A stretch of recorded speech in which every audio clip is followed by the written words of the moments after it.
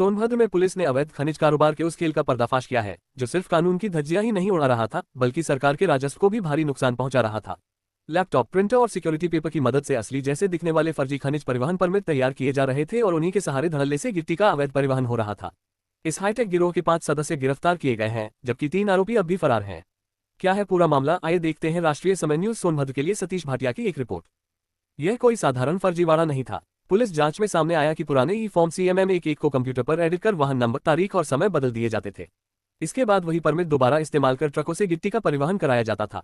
मुखबिर की सूचना और जांच के बाद पुलिस ने पहले एक ट्रक चालक को पकड़ा।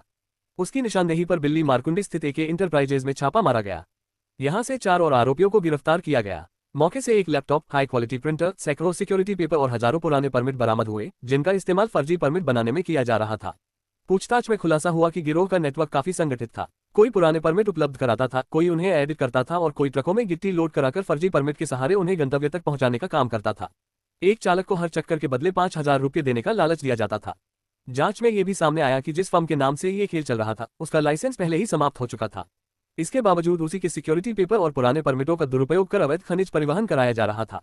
यानी एक तरफ अवैध खनन और दूसरी तरफ सरकारी राजस्व को लगातार नुकसान पहुंचाया जा रहा।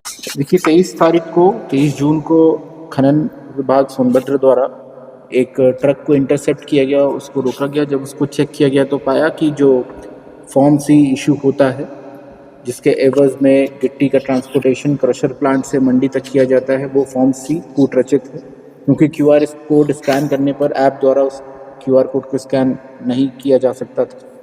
इसी तथ्य को आगे बढ़ाते हुए एक अभियोग पंजीकृत किया गया थाना रॉबर्ट्सगंज कोतवाली में, जिसमें इन सभी बातों का जिक्र खनन विभाग द्वारा किया गया।